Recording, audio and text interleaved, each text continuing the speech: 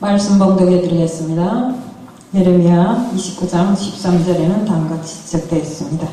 너희가 진심으로 나를 찾고 찾으면 나를 만나리라 라고 되어 있습니다. 저는 오늘 바른 신앙생활에 대한 제목을 들고 나왔습니다.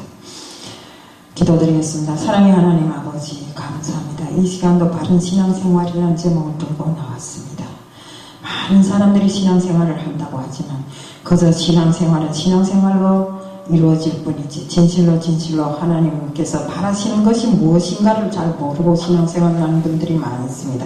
그저 하나님은 우리들에게 잘못하면 징계나 내리는 사람으로 이렇게 생각하고 있는 자들이 많습니다. 그렇기 때문에 저희들 정말 진실로 올바른 신앙생활을 할 수 있도록 이렇게 인도하시는 하나님의 그 은혜 속에 오늘 이 시간도 말씀을 듣고 많은 감화감동 받을 수 있도록 저희 입술도 주관하여 주옵시고 한마디도 땀이 떨김없이 하나님의 말씀을 제대로 전할 수 있게끔 하게 해 주옵소서.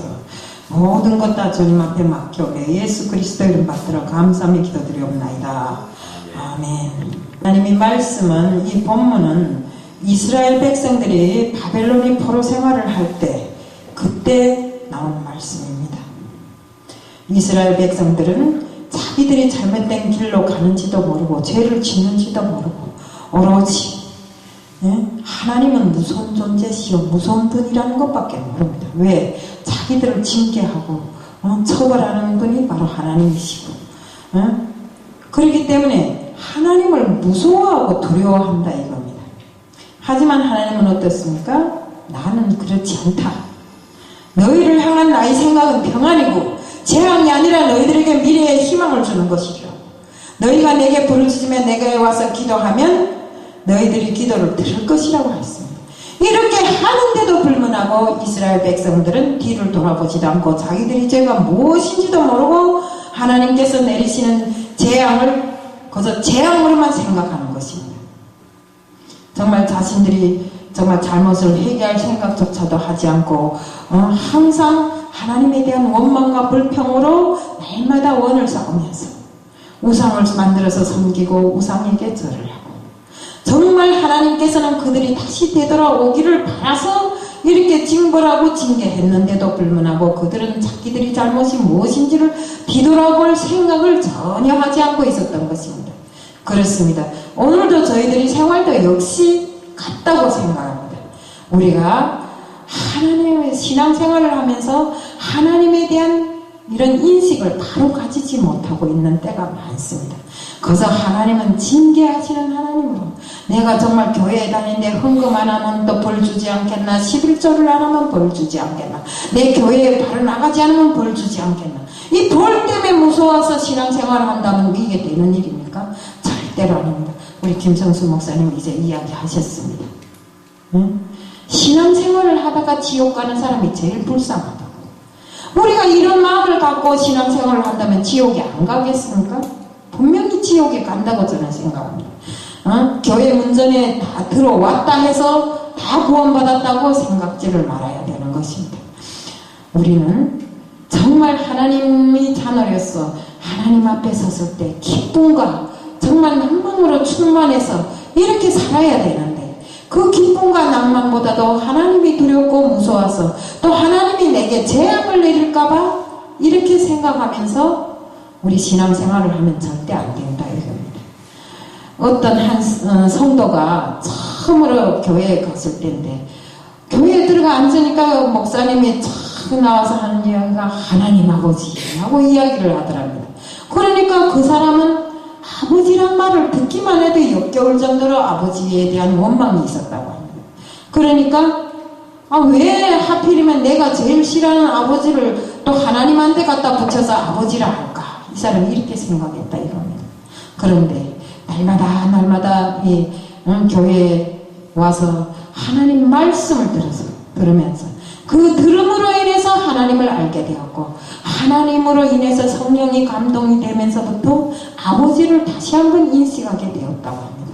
왜요? 가정생활을 책임지고 정말 자식과 그 가족을 위해서 헌신하는 아버지 모습을 보지 않고 날마다 정말 어렵고 나가서 일이 힘들고 정말 그 힘듦을 어떤 방법으로 해소할 길 없어서 술 먹고 집에 들어와서 술 취한 행동을 하는 아버지의 그 모습만 봤기 때문에.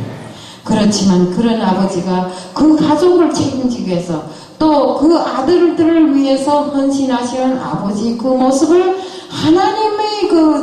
하나님을 믿으면서 그 성령의 감동으로 인해서 아버지란 그 존재를 다시 한번 알게 되었다 이겁니다.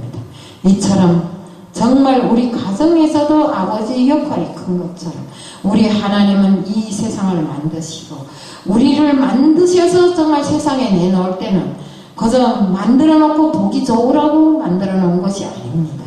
인간을 창조했을 때는 정말 하나님이 기쁨으로 찬송을 듣고 기쁨으로 아버지의 역할을 하시려고 이렇게 인간을 창조해 내놨는데 인간들이 패악함으로 인해서 자기들이 어떤 죄를 짓는지도 모르고 아버지 앞에 자기가 잘못을 하면서도 그 잘못이 마치나 아버지에게 있는 것처럼 아버지를 원망하고 이런 생활을 하더라고요. 이렇게 되면 우리가 바른 신앙생활을 절대로 할 수가 없습니다. 우리가 믿음이요? 믿는다고 하는데 그 믿음이 온전한 믿음인가? 이것을 다시 한번 돌이켜보지 않을 수가 없습니다. 저는 저번에 바울이라는 영화를 봤습니다. 그 바울이라는 영화에서 저는 정말 많고 많은 그 내용 중에 정말 뼈에 사무치도록 느끼게 된 한 가지가 있습니다. 바울이 감옥에 들어간데 빌립보 그 감옥에 들어갔을 때 사람들이 바울을 구하기 위해서 그 감옥에 왔어요. 찾아왔는데도 불문하고 바울이 하는 소리가 있습니다. 여기가 감옥이든지 바뀌든지 아무리 좋은 정말 왕궁이라 할지라도 내가 서 있는 곳에 하나님이 함께하고 내가 서 있는 곳에 정말 주님이 함께한다면 이곳은 바로 천당일세, 천국일세 이렇게 이야기하시더라고요.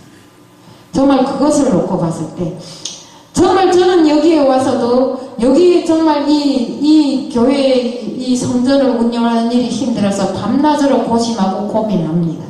고민하면서도 이곳이 내가 정말 몸을 닫고 있는 하나님이 전이고 이곳에서 내가 정말 살아야 한다는 이런 큰 책임감이 없어요. 까짓거 이렇게 큰데 운영하다 못하면 딴 데 가지 뭐. 이런 믿음을 가지고 하니 여기가 제대로 되겠습니까? 그래도 하나님께서는 은혜를 베풀어서 여기 와서 지금까지 몇 달 동안 있으면서 단 한 번도 정말 월세를 밀리게 하거나 관리비를 밀리게 한 적이 없습니다. 사람을 놓고 보면 기똥찬데 그 기똥찬 사람들 인원수를 놓고 볼 때 이 큰 성전이 그래도 돌아가더라고요. 이것이 누구의 은혜겠습니까? 누구의 능력이겠습니까? 바로 하나님의 능력입니다. 하나님께서는 우리들이 신앙생활을 바로 못할까봐 정말 우리들이 가는 그런 뒤에서 보좌하시고 이끌어내시고 또 그것을 채워주시고 이렇게 하더라 이겁니다.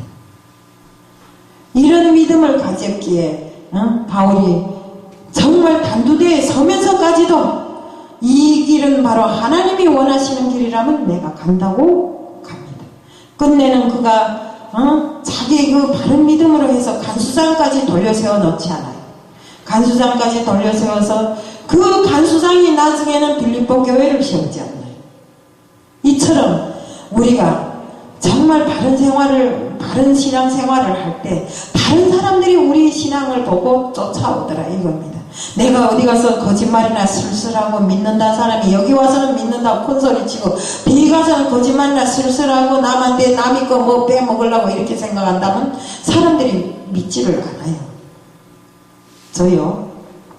저도 탈북자니까 처음엔 어디 가니까 말이 많더라고요. 탈북자는 여기 와서 얻어먹기 좋아하고 남 주는 법도 모르고 이런다는데 탈북자라고 다 그런 건 아닙니다. 예. 물론 나도 아까워하고 깍쟁이처럼 뭘 아끼는 건 있어요. 왜 아끼겠어요? 하나님 일이니까. 내일이라면 내가 통이 엄청 커요. 여기 어떤 사람도 날 당할 사람 없어요. 저는요 나라무역을 하면서 물건도 찻방 통을 한 개, 두 개 같으면 물건으로 해지도 않는 사람이에요. 그렇지만 하나님 일을 하면서 정말 피나게 안 하면 우리가 안 된다 이겁니다.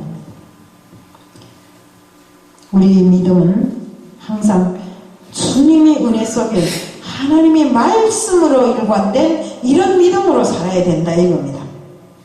우리 그러면 하나님은 어떤 분이십니까? 우리에게 늘상 재앙이나 내리고 벌이나 주고 징벌하시는 그런 하나님이 아니십니다. 하나님 계신 곳에는 항상 평안이 있고 그 무언가가 부족한가 싶으면 채워주시고 정말 우리를 올바른 길로 인도하시는 하나님이십니다. 내가 살면서 정말 믿는 사람들을 쭉 이렇게 보다 보면 정말 이 사람은 진심으로 믿는 사람이구나, 이 사람은 진심이 아니구나 하는 것이 한눈에 다 드러나 보입니다. 왜요? 그 사람의 행동거지 하나하나를 놓고 보면 진심으로 믿는 사람은 진심으로의 일만 하더라 이겁니다. 이것이 우리 하나님께서 바라신 정말 우리 하나님이 형상을 닮은 사람의 모습이라고 저는 생각합니다. 또는 정말 우리 하나님은 이렇게 우리에게 평안과 축복과 행복을 주시고 있는데 이것을 받아먹는 우리들이 온전한 믿음을 가지지 못하고 항상 긴가민가하는 생각을 하는 요 틈바구니를 이용해서 마귀가 해집고 들어오더라 이겁니다. 그 마귀가 해집고 들어오는 그 자리를 누가 말해요? 바로 우리들입니다. 우리가 온전한 생활을 하지 못함으로 해서 마귀가 틈바구니를 타고 들어와서 우리들의 마음에 나쁜 가라지를 뿌려서 정말 그 마음을 헤집어서 우리가 나쁜 일만 하게끔 이렇게 하더라 이겁니다. 그리고 우리는 항상 하나님 앞에 기도하는 마음으로 살아요. 온전한 기도를 드려야 된다는 것입니다. 기도요. 어떤 사람들은 하면서 뭐 방언도 엄청 잘해요. 1시간씩 2시간씩 막 기도를 해야 되는데 그 행함은 돌았다 보면 안 믿는 사람보다 더 못한 사람들이 많아요. 단에 서면 엄청나요. 그 자리에서 불이 팍팍 일어날 것처럼 기도를 하는데 돌아서면 오물통처럼 생활하는 사람들이 많아요. 우리 이 교회에도 이런 사람들이 많이 들락날락합니다. 정말 그것 때문에 때로는 마찰도 많아요. 근데 우리가 온전한 기도로서 온전한 내 마음을 하나님께 드리면 우리가 하나님께서 두드리라잖아요. 그럼 열릴 것이라고. 간구하면 주신다잖아요. 근데 우리가 간구하지 않고 두드리지도 않고 가만히 서 있는데 주시겠냐고요. 그러고 우리는 기도가 온전한 행함이 뒤따라야 됩니다. 내가 하는 기도에 행함이 없으면 그 기도가 필요 없는 것입니다. 우리 1993년인가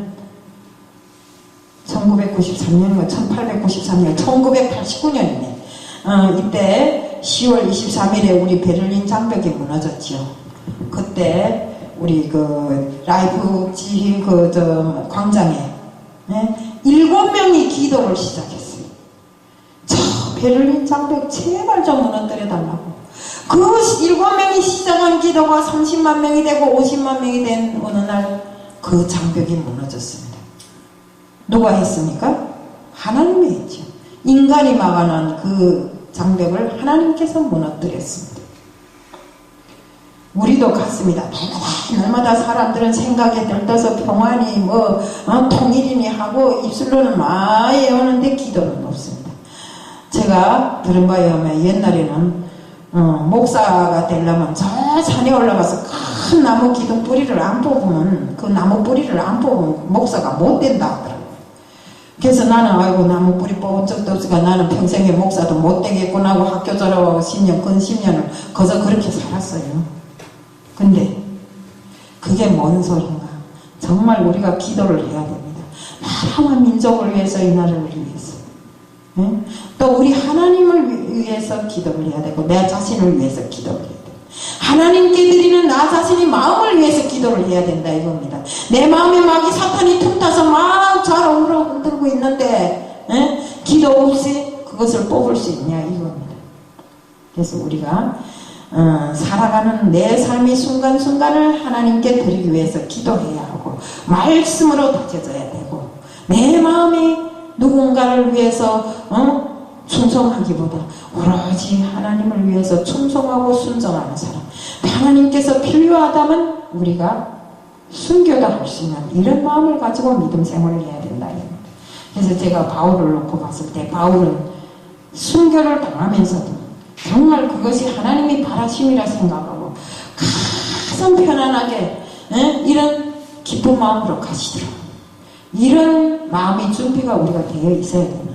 나 같으면 감옥에 들어갔는데 사람들이 구하러 와서 멀티덕 갔을 것 같아요. 근데 바울은 뭐 이러니까 이 감옥도 하나님이 같이 하느니 내 자리가 맞다. 하나님이 바라시는 자리가 맞다고 이렇게 이야기를 하죠. 그래서 우리가 또 목사들이 한 가지 딱 조심해야 될 것들이 있습니다. 제가 보건대 목사님들이 누가 아프다면 그 하나님이 벌 내린 거야. 또 누가 어찌다면 그 하나님이 벌 내린 거야. 가는 데마다 하나님이 벌 내렸다가 처음 신앙생활하는 사람들은 하나님이 무서워서 못하겠다고 못 오는 사람들이 있어요. 왜? 하나님이 또 벌 내릴까 봐 무섭다는 겁니다. 그래서 우리가 정말 말씀에 준해서 목사들이 이 입술이 정말 하나님의 말씀으로 일관된 생활을 해야 되고 말씀으로 모든 것이 이루어져야 된다는 것입니다. 말씀에 어디 누가 병나면 하나님이 줬다고 하나님이 내렸다고 이런 게 있습니까? 이렇게 함으로 해서 사람들에게 오히려 하나님을 두려워하고 불신임하면서 교회에 나오지 않게 하는 이런 사람들이 있다고도 들었습니다. 그래서 저도 옛날에 몸이 아프니까 그러더라고요. 하나님이 벌 내렸다고 그러더라고요. 그래 왜 벌 내렸나 하니까 뭐 어째서 벌 내렸다고 그러더라고요. 그러니까 그런 말 들었을 때 당시에 이거는 저 이북에 가서 맞아서 그런 병인데 이렇게 생각하면서 그런 하나님이 내가 무서워서 못 믿겠다 이런 생각이 다 들어가더라고요. 우리 성도들을 대할 때 정말 우리 바른 생각을 가지고 바르게 대해야 됩니다. 성도들에게 하나님을 온전히 심어줘야 된다 이겁니다. 온전히 전해야 된다 이겁니다. 그리고 내부터 정직한 생활하고 바른 생활하면서 정말 하나님께서 바라시는 그 길로 우리 이스라엘 백성이 정신 못 차려서 계속 광야 생활 때도 그랬잖아요. 40일이면 갈 수 있는 그 길을 40년을 대여하면서도 끝내는 가나안에 들어가지 못하고 광야에서 다 멸당했잖아요. 그것처럼 정말로 우리가 하나님을 진실로 믿음으로 이렇게 하나님을 믿고 온전한 믿음을 가지고 살자는 것을 말씀드리면서 오늘 말씀 이것으로 마칩니다.